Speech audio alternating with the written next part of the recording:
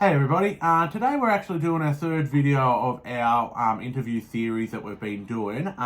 You've seen Nick Keeley, you've seen Steve Hutchins, and now we've actually got the old gentleman of poker, the fossil as we call him, Leo O'Brien. How are you, Leo? G'day, Pete. How you doing? Good, mate. So, on these videos, mate, we're just doing a little bit about people's poker journeys and everything. So, tell me a little bit about not only yourself, but about your poker journey, mate. How'd you start?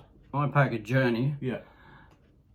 I started just, I saw tournaments starting up, and I thought, this Texas Hold'em. I've never played this Texas Hold'em. So I can't remember. I think it was up in the house way back, and I think it was. I'm not sure whether it was. It wasn't MPL. I can't remember what it was, but anyway, started up there. I think it was on a Tuesday night. And they were getting they were getting 50 odd people there to play, and it was all new to me. So it was an experience. Had you played any poker before that, or only 5-card draw? Okay. Poker. Yeah. Never played Texas Hold'em. Okay. So it took a while to get used to it, and I've made plenty of mistakes in the meantime. I'll tell you. Right. Yeah. We all do that. So did you obviously knew the hand rankings and everything, but but you just hadn't played Texas Hold'em before at all. No, I'd played a lot of draw poker. Okay, yeah. A lot of draw poker. So at least you knew that what flushes were, and straights were. Yeah. So what did you enjoy about it? Why'd you keep going back? I don't know. It wasn't the gambling part of it. It was just the enjoyment of seeing if you could get a hand, and then and seeing if you could win a hand. Okay. You know, not trying to win a tournament, anything like that. Just trying to win, and the people you meet too. They're terrific people, the poker people. They really are. Yeah. I've always said that the poker community is really good. You meet a lot of different characters. You meet a lot of there's people that you wouldn't have met if you hadn't been playing poker. Yeah. And when you say characters, there are certain standout characters, and you have to have them in any walk of life. You have to have different characters in the game, and there's plenty of characters in the game of poker. Oh, there definitely are. And they make the game. They really do. 100%. Well, I think that's why they can show it on TV and everything. Yeah. Well, you only have to look on television. You see the different characters and the way they some of them carry on, and the way they play their hands. Some overplay, some underplay. The same as when you're playing local in a weekly tournament. Yeah. A $30 or $40 buy-in weekly tournament. Yeah. You see players overplay their hand. You see them underplay their hand. And that's just poker. That's the way it is. Yeah. And I suppose that's my favourite thing about poker is that you're always learning and you're always trying different strategies, and you're never gonna completely crack the game, if you know what I mean. So that's what I always like about it. So do you prefer tournament poker or cash poker, mate? Half and half. I like the tournament, not the big tournaments. As you know, I don't play the big tournaments. Yeah. I'll play some larger ones, where it's $50 or $60 buy-in, something like that. I think I've played one or two bigger ones, but not really big ones, you know. But I enjoy the competition. I relate it sort of to poker. I relate to playing a tournament to, let's say, playing a game of golf. Okay. Yeah. Right. Very similar to golf, because you're going to play a tournament. You're going to play golf, and you're getting excited for it. You get there, you book in. You stand on the first tee, waiting to have your first shot. You're sitting at the table, waiting to play your first hand. And then it comes to club choice, and then it comes to card choice. What are you going to bet? Very similar, and you just have to arrange it like that. It's the excitement of playing, and then that can go straight downhill too when your first hand you look at 7-3 offsuit or something like that. Yeah, 100%. I think you've told me before that that's why you like to play the freeze-out tournaments as well. Because you sort of relate to golf as well, where it's, when you're playing golf, you have 18 holes and you can't get to hole 5 and then...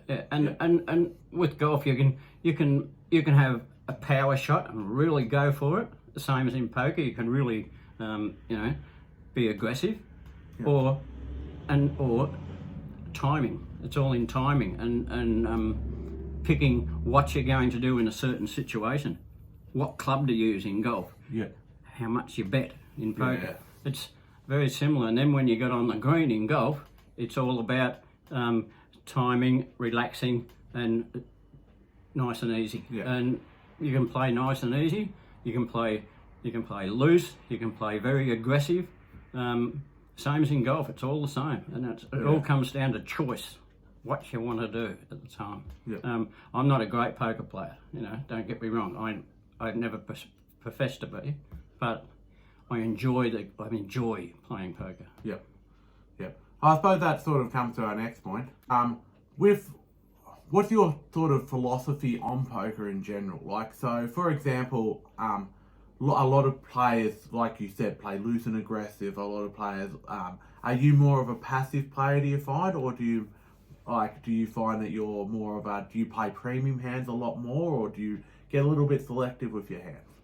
I'm selective. Yeah. I like to play premium hands. Everyone likes to play premium hands, but you Yeah. don't get them all the time. Yeah.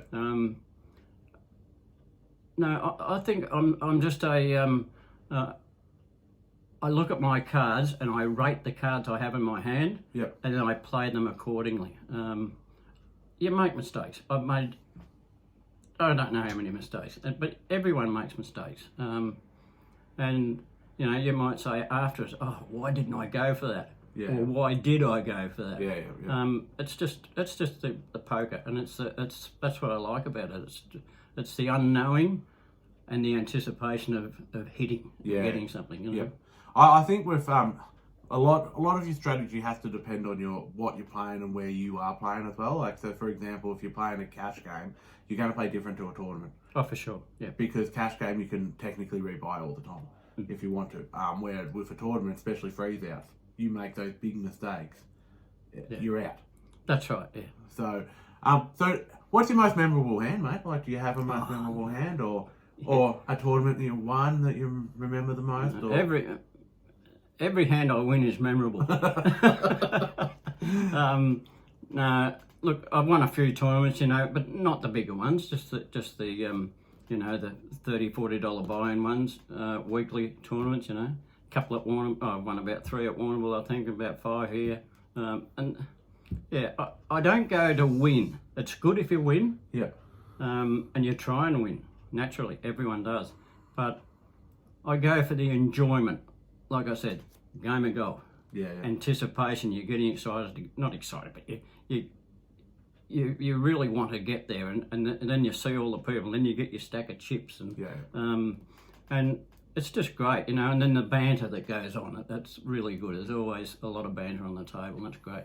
Yeah, and I think that's probably why a lot of us actually play, is because it's not just about winning. Like, even though we all love to win, it's like, you're only going to win 2% of the tournaments you play. You're only going to cash 10% of the tournament, especially in tournament poker. So like, if you're going to try and win every time, of course you're going to try and win every time, but you're not going to. And that's probably the. This would be my advice to players starting up too, and probably a lot of players have been playing a while. When you're card dead, you just have to be patient. Yeah. Just be patient. Don't try and win every hand. Yeah. Some players will try and win every hand. You're never going to win every hand. Yeah, no, 100%. So just be patient and sit there and wait. And then when you do bet, make sure that you're not over betting what you have in your hand. Yeah. And just rely on your gut instinct, with how good that hand is. Okay. And make your bet. You can make a small bet. Bluffing, I don't bluff. Okay. I'm just not a bluffer. I may have once or twice, but I don't bluff. If I make a bet, I've got something. Yeah. Normally, yeah. Yeah. And so what, you just follow your gut instinct with reading other players to determine if your something is better than their something. Yeah. A lot of poker players say you play the player. Yeah. I don't. I play the strength of my cards. Okay. Yeah.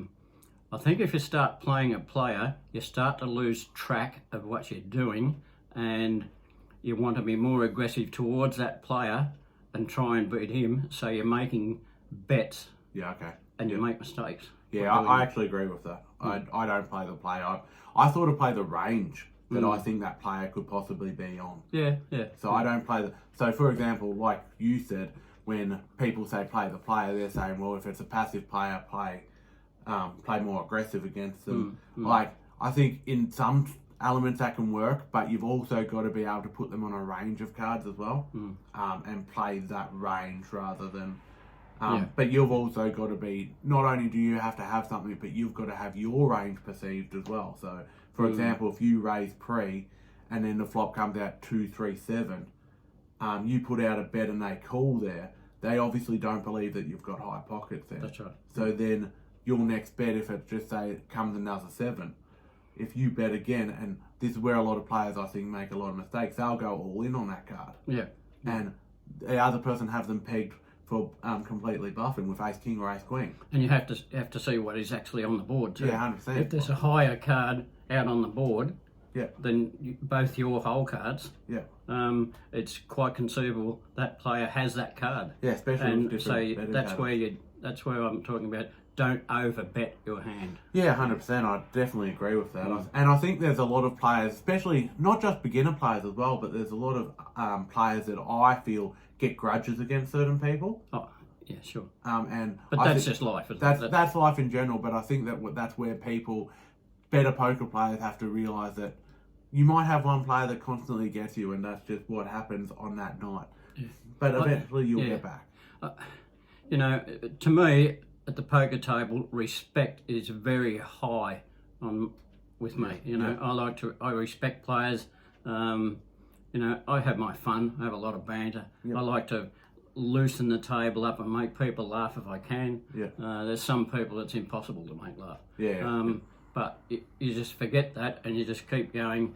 Act yourself, but always respect players. And that also comes into betting as well. Respect a bet. If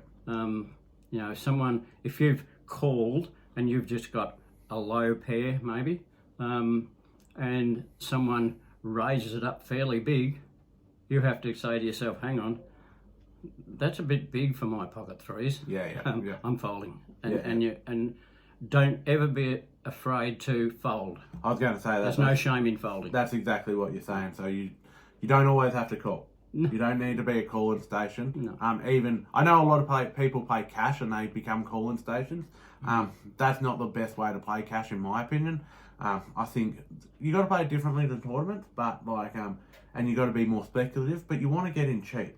You want to get in cheap. If someone's betting, let's just say you're paying $1, $2 blind, and someone bets $25 into the pot, like you have to have a pretty good hand. Your 3-5 suited is not good enough. No. Whatever. Even a small pair. Yeah, even a small pair. Yeah, is not good enough. Like, we all have swings in this poker game, and like, you're going to have ups and downs. But the way to minimise that is by not calling $25 or big bets on silly marginal hands. And it all comes back to don't overbet your hand. Yeah, and that comes to calling as well. Yeah, you can overcall. Yeah, 100%. Like you said, if you've only got say a pair of threes, just hypothetically, and someone bets $25, this is in a cash game, you've got to say to yourself, hang on, if I call this, it's a ridiculous overcall. And I'm getting it, so you just get out. Well, and I think where people don't want to, it's very prideful for people sometimes, and they think, I don't want to be pushed off a hand. And they think, oh, what happens if this guy has ace king? It's a coin flip. But you're willing to risk $25 on a coin flip, and you could have read that wrong anyway. Yeah, but ace king is a premium hand. Yeah. There's no doubt. And pocket threes can be run over, not just by them hitting an ace and a king, but they could hit two pairs on the board or easily. Anything. So I mean, a long time ago, a guy that was well into poker, and this is in Melbourne, we were just having a coffee, and he started talking about it, and he said, if you've got king 2, you can check it if you can, but if someone raises, get out of the hand. Don't even play the hand, because king 2, a 2 with the king is devaluing the king. Yeah, if someone else hits a king, they're going to out kick you every time. Yeah. So you have to just be careful of, you can limp in, you can check it if you're a big blind, or limp in if you're small blind. But if it's raised after that, chuck it in and get out of it. Yeah. Yeah, I think a lot of people overplay those, especially like say Queen 3, Queen 4 suited. People go, oh, suited, I can hit the flush, but they're really trying to hit that flush. You're not playing that for the pair, because there are a lot of players that will never lay down suited cards. yeah, I'm very And aware. there's nothing wrong with that. That's a style of play. They probably lose more than they win. Yep, 100%. Like all of us, we always lose more than you win. Hands, that is. So, yeah, and the players that have favoured hands. Yep. Do you have a favourite hand? Yeah, What's your favourite hand? the one that wins. The one. I mean, everyone will say pocket aces for sure, Yeah. and that's the biggest premium hand you can get is Yeah. pocket aces, but you don't get them all the time. No. Earlier on when I was playing, King 10 was my favourite hand, Okay. Yep. and I'd win a lot with King 10 in small tournaments and stuff. Yep. Yeah, I don't really have a favourite hand, although I do like Ace Jack, but that's a premium hand, isn't it? Yeah. Ace Jack and King Jack has Okay. been good Very for good me. for you. Yeah. Yeah. See, I'm probably more of I don't mind the suited connectors a little bit, like Yeah. especially around that 8-9 suited, somewhere around there. Yeah. Just because there's so much. But you've got to be able to get out as well, though. That's the biggest problem, and I think that's Yeah. where a lot of people play. They'll hit, say that they might play, say 5-6 suited. They'll hit the 5. It'll be the lowest pair, and they can't get out of the hand. And you're not playing those hands to hit a pair. You're playing 5-6 suited to hopefully the flop comes 4-7-8. That's right. Yeah. And this is it. You have to, if you're calling a hand, you're looking at your cards. You know what you've got, and then whatever comes out on the flop, that's how you gauge what you're going to do next. Yep.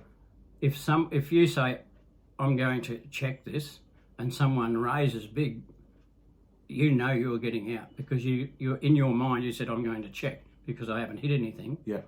And there's a very small chance I might go runner, but I don't like that. Also chasing. I don't like, I've made the mistake where I've chased and chased and chased and lost and lost and lost. Yep. So sometimes you chase and you hit, it's great, but I find that chasing, you lose much more than you win.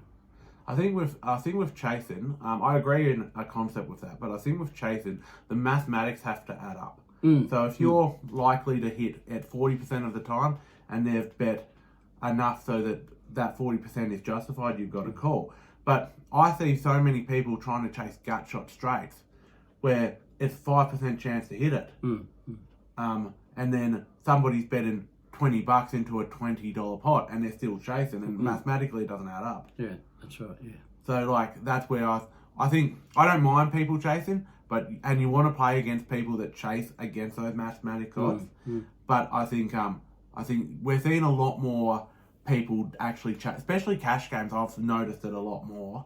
People are more chasing, trying to get that big score.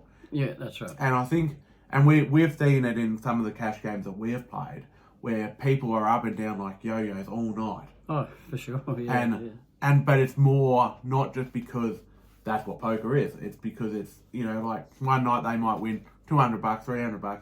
The next week they lose 400. Because it's up and down like a yo-yo because they're constantly chasing after. I think what everyone should keep in mind is probably one of the oldest adages in poker.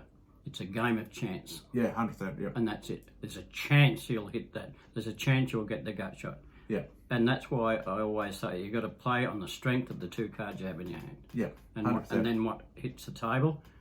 If you look like you got to go with your feel. Yeah. If you feel you're beaten, just fold. Yeah. And get out of the hand. Forget it. Don't think back on 2 hands ago what I should have done. Oh God, I should have done this. I should have done that. Because you'll lose your concentration. Yeah, 100%. Once a hand's gone, it's gone. Finished. It's like golf. Yeah. You miss a putt, right? It's no good throwing your club and jumping up and down because it's not going to turn around and come in the hole, back in the hole. Yeah. So, and then you're thinking about that for the next 2 holes, and you'll miss 2 more putts because of that. Yeah. Same with poker.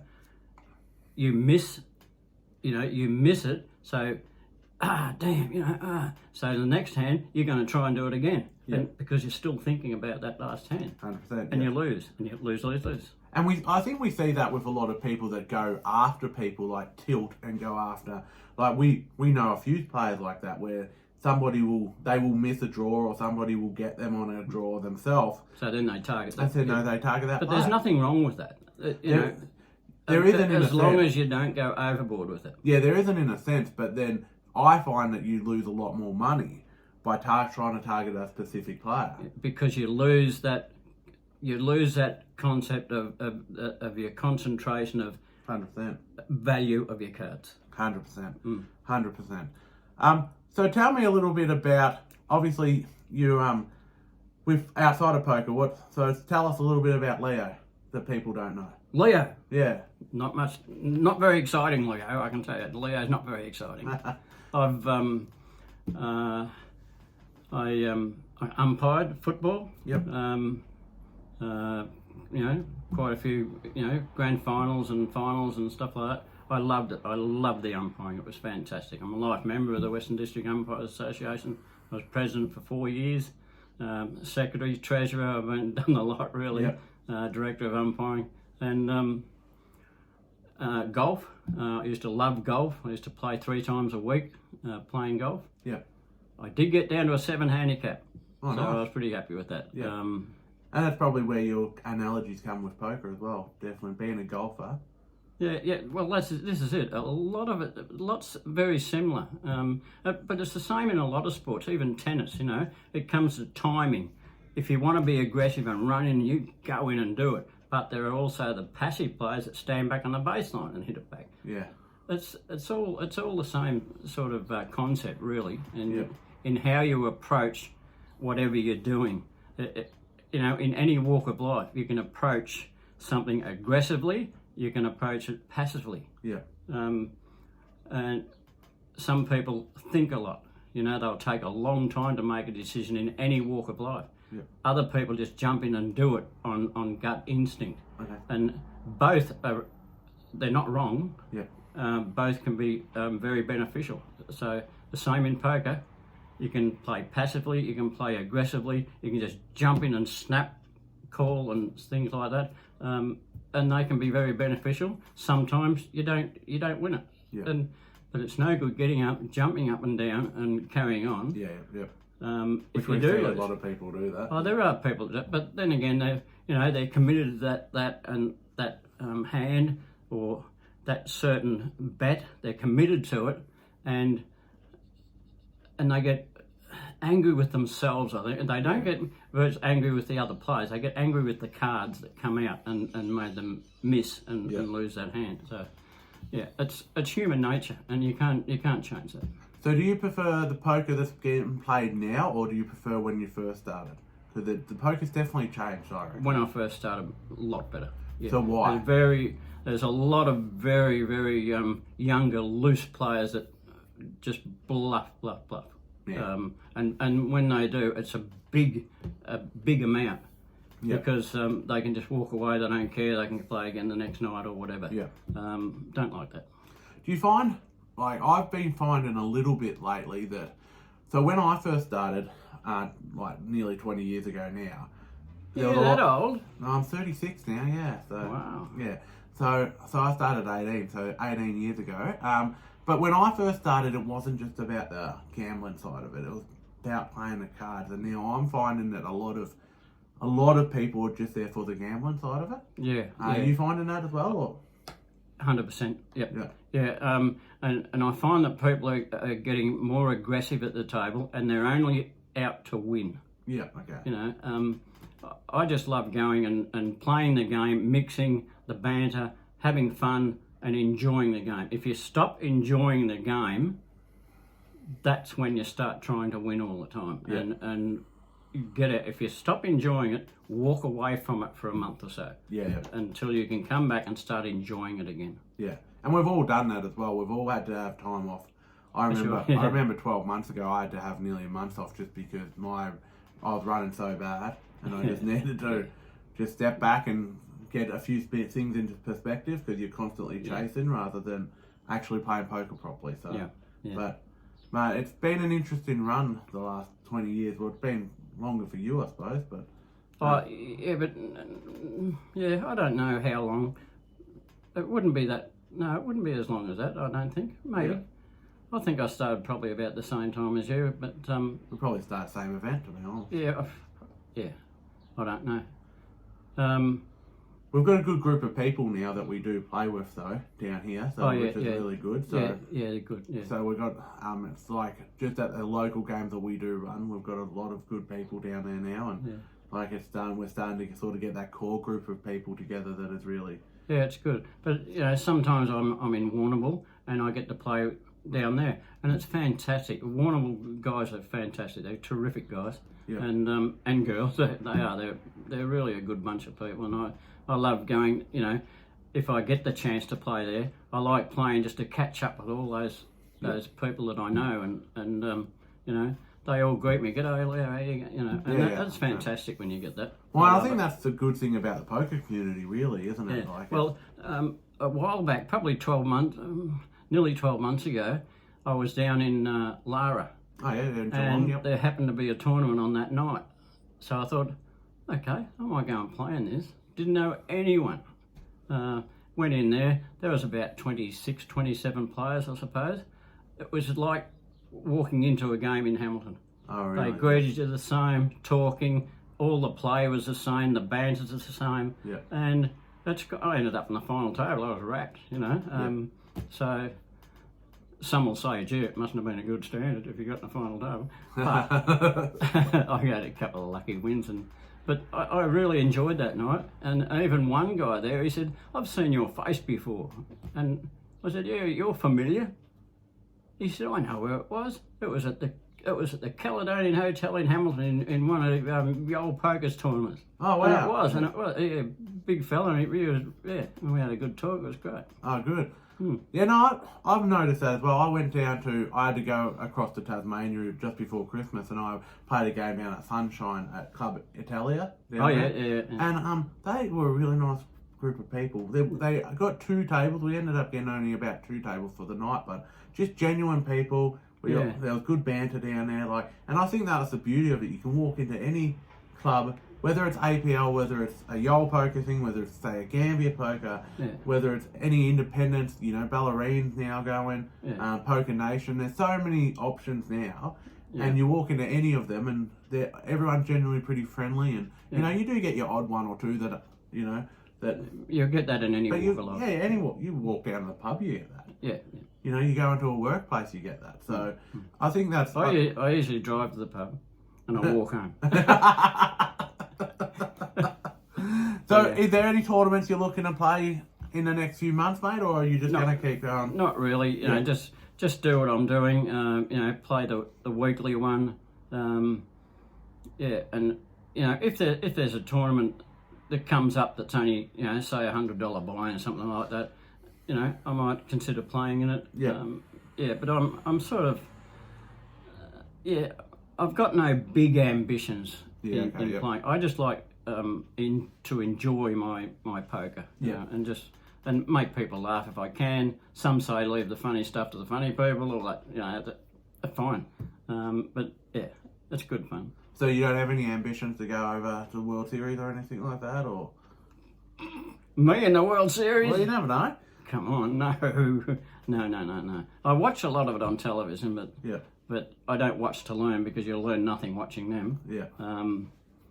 But just to watch to see what hands come out. And interesting when you watch the World Series, for newer players, it's good to watch that to learn what players rate as good hands.